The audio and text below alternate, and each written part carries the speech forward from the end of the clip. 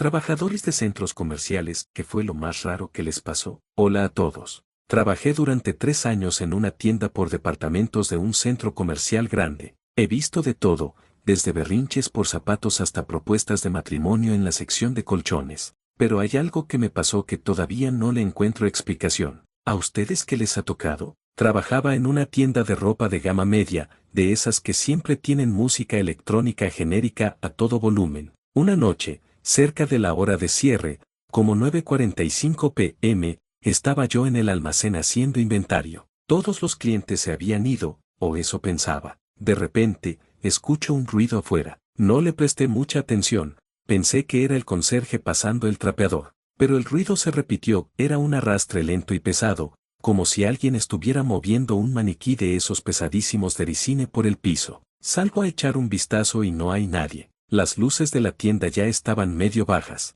Me dio un poco de cosa, pero asumí que era el sonido de las cañerías o algo así. Vuelvo al almacén. Minutos después, lo veo. A través de la pequeña ventanita de la puerta del almacén que da a la sección de damas, veo pasar una figura. Era un hombre mayor, con un traje vintage impecable, de esos de 3 piezas de los años 40, completo con sombrero Fidore. Iba caminando muy lento, muy erguido, y arrastraba tras de sí un maniquí femenino de los nuestros. El maniquí no tenía ropa, solo la forma lisa y blanca, y él la agarraba del cuello como si la llevara a bailar un vals. Caminaban en perfecta sincronía, como si estuvieran en una coreografía. Me quedé paralizado. ¿Era un cliente? ¿Un performance artístico? ¿Un robo extremadamente niche y específico? Agarro valor y salgo. Disculpe, señor, ya cerramos, digo con la voz un poco quebrada. El hombre se detuvo, giró la cabeza hacia mí muy lentamente. Tenía una calma sobrenatural. Me sonrió,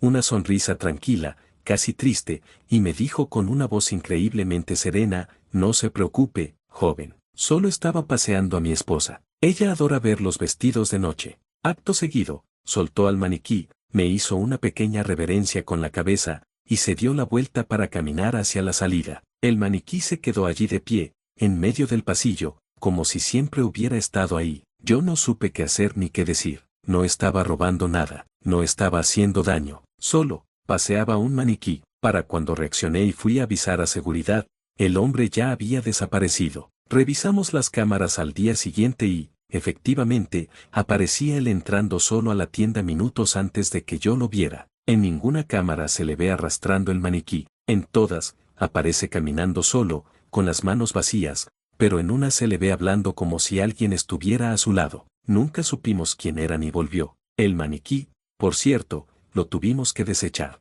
Ninguna otra empleada quería vestirlo. Decían que se sentía raro.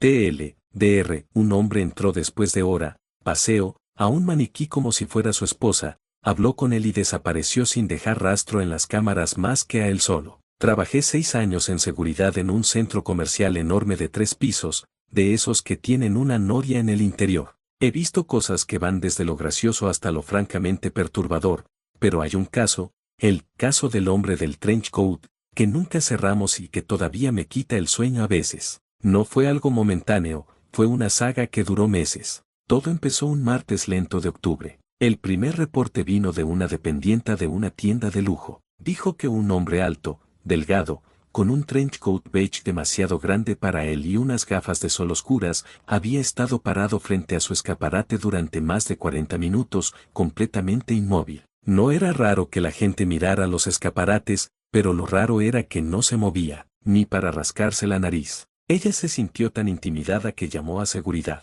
Fui yo quien atendió el llamado. Me acerqué con mi mejor: hola, señor, ¿todo bien? Él giró la cabeza hacia mí lentamente. No podía ver sus ojos por las gafas, pero sentí el peso de su mirada. Me dijo, con una voz tan calmada que era casi robótica: solo estoy admirando la composición. El equilibrio es perfecto hoy. Se refería al escaparate. Asentí, me quedé un rato a su lado, y al final se fue caminando con una postura recta y antinatural. Pensé que era un tipo simplemente excéntrico. Me equivoqué. La semana siguiente, recibimos el mismo reporte, pero de una tienda de electrónica. Mismo hombre, misma descripción, misma actitud, parado como una estatua frente a una pared de televisores encendidos. Esta vez, cuando el guardia de turno se acercó, el hombre no dijo nada. Solo sacó un cuadernillo de dibujo pequeño de debajo de su trench coat y comenzó a esbozar algo. El guardia, confundido, le preguntó qué hacía. El hombre respondió, documentando la luz.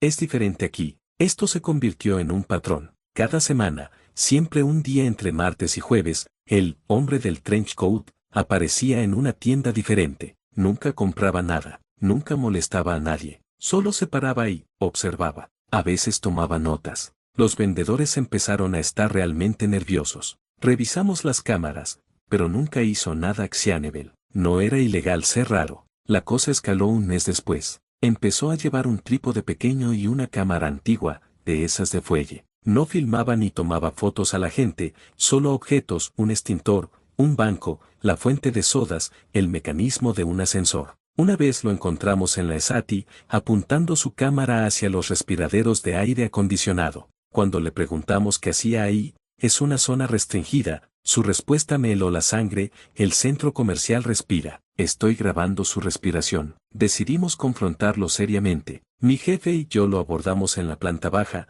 cerca de la noria. Le dijimos que su comportamiento constante estaba alarmando a los inquilinos y que, aunque no había infringido ninguna norma explícita, le pedíamos que cesara sus visitas de documentación. Él nos miró, y por primera vez, se quitó las gafas de sol. Sus ojos eran de un gris claro, casi translúcido, y carecían de toda emoción. Ustedes no entienden, dijo. No estoy documentando el centro comercial, estoy documentando el cambio. ¿Qué cambio?, preguntó mi jefe, impaciente. El que viene, respondió él. Este lugar no siempre fue así, y no siempre será así. Hay patrones, ciclos. Los respiraderos exhalan el aliento de miles de personas. Los suelos absorben sus pasos. Las luces parpadean en un código que nadie lee. Yo leo el código. Estoy haciendo un registro de cómo es ahora, para cuando ya no lo sea. Nos quedamos mudos. Era la declaración más delirante y a la vez más coherente que había escuchado. Mi jefe,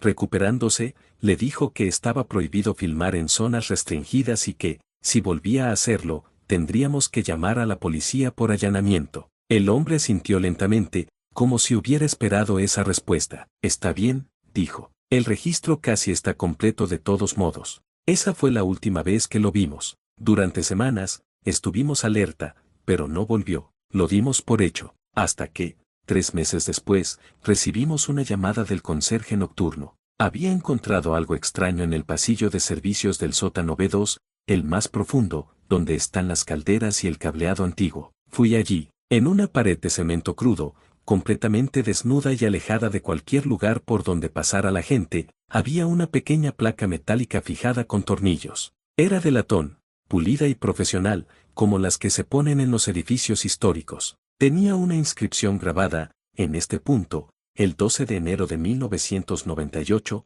la estructura del centro comercial, Plaza Solaris, realizó su primer y único suspiro completo. La presión atmosférica registrada fue de 1013 hPa. Que quienes vengan después sepan que este lugar una vez estuvo vivo. La fecha grabada era de más de 20 años antes de que nuestro hombre empezara sus investigaciones. Y lo más aterrador, revisamos los planos originales del edificio. Ese punto exacto en la pared coincide con el centro geométrico exacto de toda la construcción. Nunca supimos quién era, cómo accedió al sótano restringido para instalar la placa, o cómo conocía ese dato tan específico y extraño. La placa está todavía allí, no la hemos quitado. A veces, en los turnos de noche, algunos guardias reportan haber escuchado un suspiro profundo y largo que parece venir de las paredes. Yo mismo juré haberlo escuchado una vez. Así que eso, amigos. Lo más raro que me pasó no fue un evento, sino una lenta y sistemática invasión de una realidad paralela que duró meses y que nos dejó con un misterio permanente incrustado en el hormigón de nuestro sótano. Dr. Un hombre misterioso pa' meses, documentando el centro comercial donde trabajo, diciendo que estaba registrando su respiración y cambios. Desapareció después de que lo confrontáramos, pero dejó una placa metálica en el punto exacto del centro del edificio, conmemorando un suspiro que la estructura supuestamente hizo 20 años antes, un dato que no debería saber nadie. Edith, para aclarar algunas preguntas frecuentes en las respuestas, llamaron a la policía. Sí, después de encontrar la placa. Revisaron, pero no había cámaras en ese sótano profundo, solo en las entradas, y la placa no tenía huellas. No teníamos una identidad para el hombre, así que el caso no progresó. Revisar los registros de 1998. Lo intentamos. Los registros del centro comercial de esa época son en papel y están almacenados en un archivo externo. Buscamos registros de mantenimiento o anomalías para esa fecha, pero no encontramos nada sobre un suspiro o algo similar. No había ningún dato de presión atmosférica guardado. Siguen escuchando el suspiro. Ocasionalmente, un nuevo empleado de turno nocturno lo reporta. Los veteranos ya no le hacemos caso. La mayoría asume que es el sonido del viento pasando por un conducto de ventilación antiguo, pero la descripción del sonido siempre es la misma, un suspiro profundo y cansado, no un silbido de viento. No suelo contar esto porque suena a broma, pero juró que es real. Trabajaba en el mantenimiento de los ascensores y escaleras mecánicas de un centro comercial viejo, de esos que se construyeron en los 80 y tienen ese olor a perfume barato y fritura mezclado. La cosa es que teníamos un ascensor en particular, el ascensor 4, que daba problemas. No problemas mecánicos, las revisiones decían que estaba perfecto. Los problemas eran, de otra índole. Se quejaban de que se detenía en el segundo piso subterráneo, el P2, cuando nadie había apretado el botón. El P2 es solo para almacenamiento, no hay tiendas, es un estacionamiento viejo y lúgubre que casi no se usa. Un día me tocó a mí investigar. Subí al ascensor 4 con mis herramientas. Presioné el botón para bajar al P1, pero como era de esperar, cuando llegamos al P1, el ascensor no se detuvo. Pasó de largo, las luces parpadearon y se detuvo con un suave ting en el P2. Las puertas se abrieron. Frente a mí solo había oscuridad y el eco lejano de una tubería goteando. El olor a humedad era denso. No había nadie. Respiré hondo y apreté el botón para cerrar las puertas. Nada. No se movían. Volví a apretar el botón de cerrar, luego el del P1. Nada. Empezó a darle un poco de cosa. Entonces, las luces del ascensor se apagaron por completo, dejándome en una oscuridad total. Solo se escuchaba el zumbido de ansiedad del motor. Maldije en voz baja y saqué mi linterna. Justo cuando la encendí, las luces interiores volvieron, pero ahora tenían un tono rojizo, como la luz de emergencia, pero más siniestro. Y fue entonces cuando lo vi reflejado en las puertas de metal pulido del ascensor, justo detrás de mí. No era una persona, era una figura alta, demasiado delgada, como si hubieran estirado a un hombre en una Fanger's Mirror. Iba vestida con lo que parecía un traje gris anticuado, pero le quedaba corto en las muñecas y los tobillos. No tenía cara, solo una mancha pálida y borrosa donde debería estar su rostro. No se movía, solo estaba ahí, de pie, reflejado en la puerta, mirándome sin ojos. El corazón me golpeó el pecho como un martillo. Me quedé completamente congelado, sin poder girarme, paralizado por un terror visceral que no había sentido en mi vida. Sabía, con toda certeza, que si me daba la vuelta, no habría nada físico allí, pero que eso no lo haría menos real. Las puertas del ascensor, de repente, se cerraron con suavidad. La figura en el reflejo desapareció. Las luces volvieron a la normalidad, blancas y brillantes.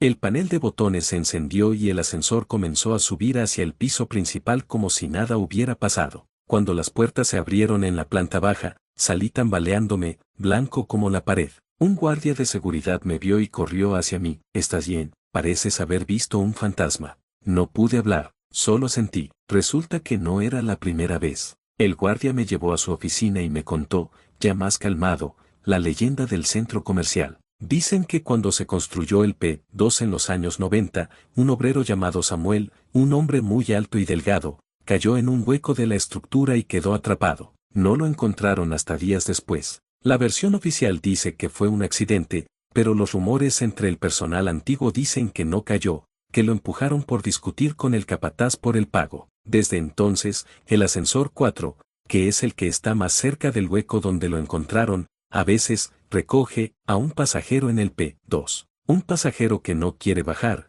sino subir, que quiere volver a la luz. Nunca más volví a subir a ese ascensor. Solicité el cambio a las escaleras mecánicas. A veces, cuando paso por delante, veo a la gente subiendo tranquilamente, ajena a que, a veces, no viajan solos. TLDR, el ascensor del centro comercial donde trabajaba se detenía solo en un estacionamiento abandonado. Un día me quedé atrapado allí y, en el reflejo de las puertas, vi la figura de un hombre extremadamente alto y delgado sin rostro, detrás de mí. Los guardias me contaron después la leyenda de un obrero que murió allí durante la construcción. Trabajé un par de años como operador de radio y sistema de sonido en un centro comercial mediano. Mi cubículo estaba en una oficina llena de pantallas, arriba del food court, con una vista privilegiada de todo el lugar. Mi trabajo era poner la música genérica, dar los anuncios de cierre y, en caso de emergencia, dar instrucciones por los altavoces. Una tarde de un miércoles tranquilo, estaba yo aburrido,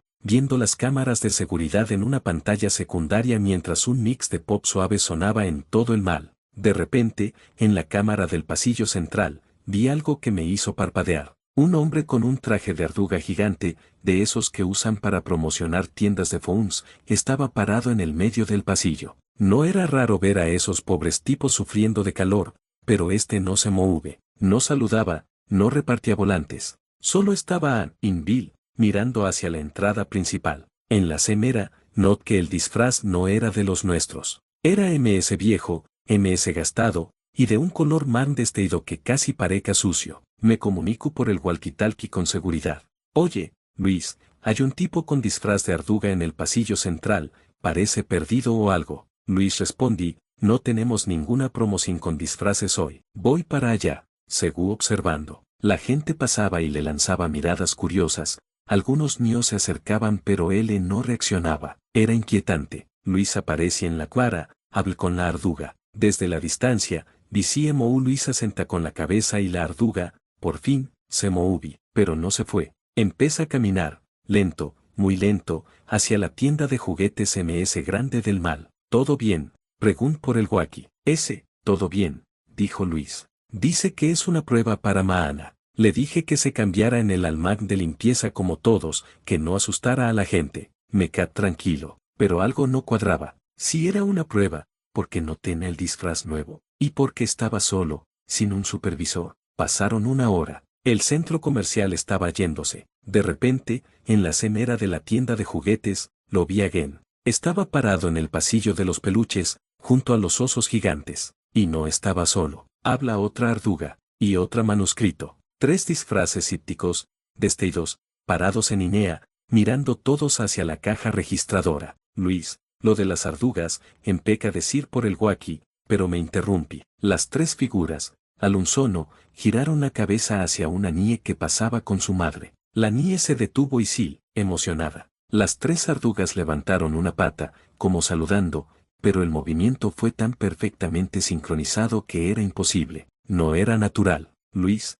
ve a la tienda de juguetes. Ahora, dije, con urgencia en la voz. Antes de que Luis llegara, vi cómo una de las ardugas se acerca a la niña. La madre, desprevenida, sonrea y sacaba su teléfono para una foto. La arduga se inclinó, como para abrazar a la niña, pero en lugar de eso, le pa algo pequeño y brillante. La niña lo tomó y lo guardó en el bolsillo del delantal. Luis y otro guardia aparecieron en la cuadra. Se acercaron a las ardugas, hablaron con ellas. Y entonces, pa algo encorendóse. Las 3 ardugas, al mismo tiempo, se quitaron las cabezas de los disfraces. Dentro no había personas, eran maniques. Maniques sin rostro, con los huecos de los ojos vacuos, colocados sobre unos soportes métricos que sostenan el disfraz. No había nadie dentro. Lo que había pasado el objeto a la niña no era una persona. Era un manico animatrico, controlado a distancia por alguien que no vimos. Los guardias, obviamente perplejos, registraron la zona.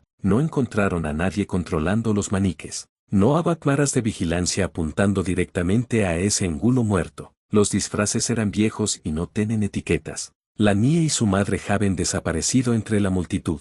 Nunca supimos quién lo hizo, por qué, o qué le dieron a esa niña. Revisamos las grabaciones, pero quienquiera que haya montado esos maniques y los haya controlado, conozca perfectamente los puntos ciegos. Lo único claro es que fue una operación elaborada para pasar un objeto pequeño, de contrabando o no, en medio del centro comercial, a plena luz del día y delante de todo el mundo, usando una distracción tan absurdamente genial que me da risa nerviosa. El dueño de la tienda de juguetes jur que él no tenga nada que ver. Dijo que los maniques con disfraces los habían dejado en una caja en la puerta de carga esa mañana, con una nota que de que, para la promoción de las 3 p.m. Él pensó que era cosa de la gerencia del mall. Seguimos con el misterio. A veces, cuando veo a alguien con un disfraz, me pregunto si de verdad hay alguien dentro.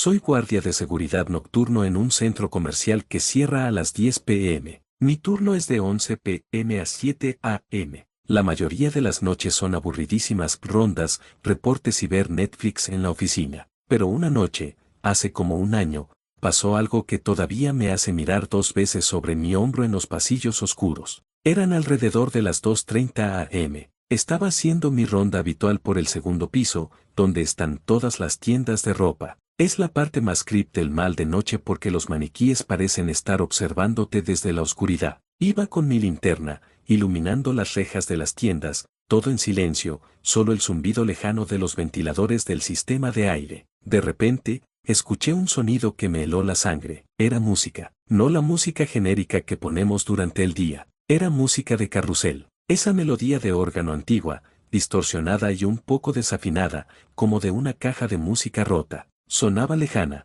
pero se escuchaba claramente en el silencio absoluto del mal. Pensé que estaba alucinando por el cansancio. Me detuve y apagué mi walkie-talkie para escuchar mejor. La música venía de la zona del patio de comidas. Me armé de valor y caminé hacia allá, con la mano en la porra. Al acercarme, la música se hizo un poco más fuerte. No era una alucinación. Realmente estaba sonando en algún lugar. Cuando llegué al borde del food court, lo vi. En el medio del patio de comidas, donde durante el día hay mesas y sillas, había un carrusel. No era grande, era uno de esos carruseles pequeños, de esos que ponen para niños pequeños en las ferias. Estaba iluminado por lucecitas tenues, amarillas, que parpadeaban al ritmo de la música. Daba vueltas lentamente, vacío. Me quedé petrificado. Eso no estaba ahí horas antes. Es más, nunca ha habido un carrusel en el food court. No hay forma de que lo hubieran metido y instalado en solo 4 horas sin que nos diéramos cuenta. La música seguía sonando,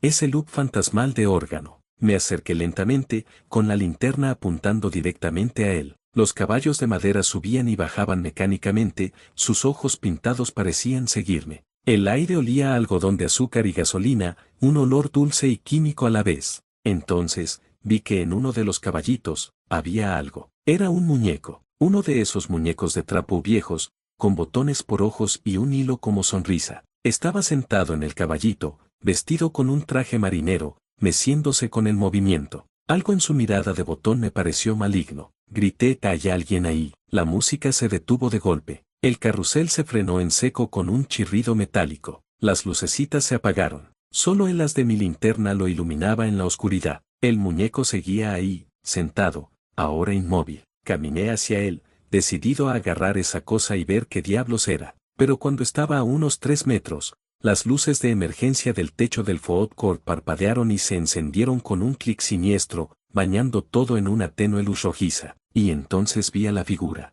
Sentada en una de las mesas, a unos 10 metros del carrusel, había una mujer. Llevaba un vestido elegante y blanco, como de los años 20, con un sombrero que le ocultaba la cara. Estaba sentada perfectamente quieta, con las manos en el regazo, mirando hacia el carrusel, o hacia mí. No supe qué hacer. No respiraba. ¿Era real? Era una maniquí, pero ninguna tienda de ropa de aquí vende vestidos así. Lentamente, la mujer giró la cabeza hacia mí. No podía ver su rostro bajo el sombrero, solo oscuridad. Luego, levantó una mano, muy lenta, y me hizo una seña para que me acercara. No, gracias. Di media vuelta y eché a correr como nunca en mi vida. Corrí por los pasillos oscuros, sin mirar atrás, hasta llegar a la oficina de seguridad.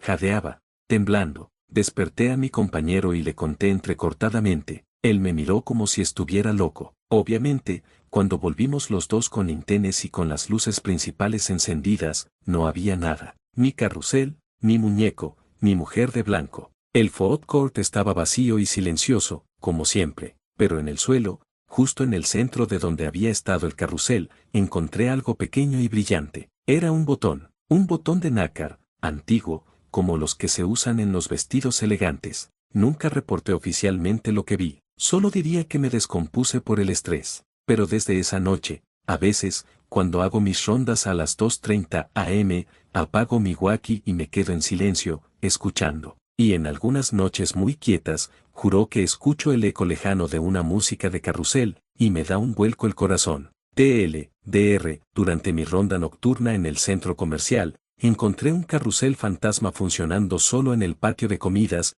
con un muñeco de trapo siniestro montado en él. Una mujer con vestido blanco de otra época me invitó a acercarme antes de que yo saliera huyendo. Solo encontré un botón de nácar como prueba. Trabajé 4 años en el almacén principal de un centro comercial enorme y antiguo, no en una tienda específica, sino en los subsótanos masivos que corren debajo de todo el complejo, una red de pasillos de cemento con luces fluorescentes que parpadean, llenos de estanterías metálicas que alcanzan el techo. Por ahí pasamos los empleados para mover mercancías sin ser vistos por los clientes. Es un mundo aparte, frío y con eco. Todo empezó con los ruidos. Era normal oír ratas o el crujir de las tuberías, pero esto era diferente. Sonaba como arrastrar cadenas. Un sonido metálico, lento, que se deslizaba por el piso de concreto. Siempre a la misma hora, entre las 3:30 y las 4 de la tarde, justo cuando el bullicio de los clientes arriba era más fuerte, creando una especie de eco fantasmagórico. Al principio, nos reímos. Es el fantasma del almacén, bromeábamos. Le pusimos cadena por el sonido, pero las bromas se acabaron rápido. Una tarde, estaba solo organizando unos palés de detergente cerca del sector G, una zona particularmente vieja y mal iluminada que conecta con los cimientos más antiguos del edificio. Empezó el sonido. SHHH clink, SHHH clink. Se oía más cerca que nunca. Apagué mi carrito hidráulico para escuchar mejor. El sonido venía de un pasillo lateral que estaba oficialmente sellado con una puerta metálica oxidada, marcada con una placa que decía, Sector H, prohibido el paso, mantenimiento. El corazón me latió con fuerza. SHHH clink, SHHH clink. Provenía directamente de detrás de esa puerta. Me acerqué, absurdamente, impulsado por una curiosidad que superaba el miedo. La puerta, que debería haber estado sellada o al menos cerrada con candado, estaba entreabierta. Un claro de oscuridad absoluta se vislumbraba por la rendille.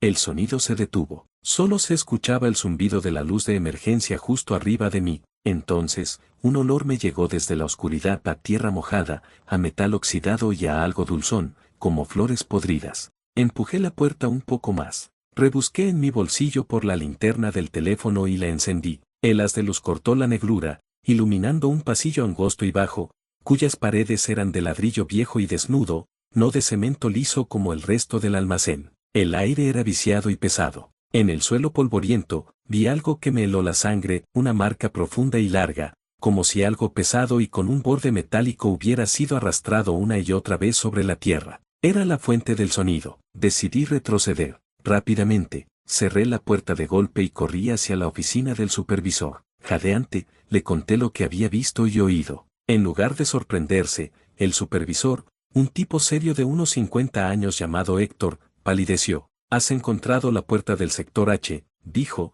casi en un susurro. Me contó entonces la leyenda que todos los veteranos conocían, pero de la que nunca hablaban. Cuando construyeron el centro comercial en los años 70, en ese mismo terreno había una pequeña fábrica de juguetes que quebró. La compraron y demolieron todo para construir los cimientos. Pero según Héctor, no demolieron del todo. Sellaron los sótanos más profundos de la fábrica, que quedaron enterrados bajo nuestro almacén, porque durante la demolición, un obrero desapareció. Nunca lo encontraron. Solo hallaron su casco y una pesada cadena de acero, la quin que se usa para cerrar portones industriales, tirada en el fondo de un viejo elevador de carga. La cadena también desapareció de la evidencia al día siguiente. Desde entonces, dicen que a veces se oyen cadenas arrastrándose en los subsótanos, especialmente cerca de las antiguas líneas de drenaje de la fábrica, y que si una puerta sellada se abre, es porque alguien, o algo, quiere salir. Héctor me hizo prometer que no me acercaría nunca más.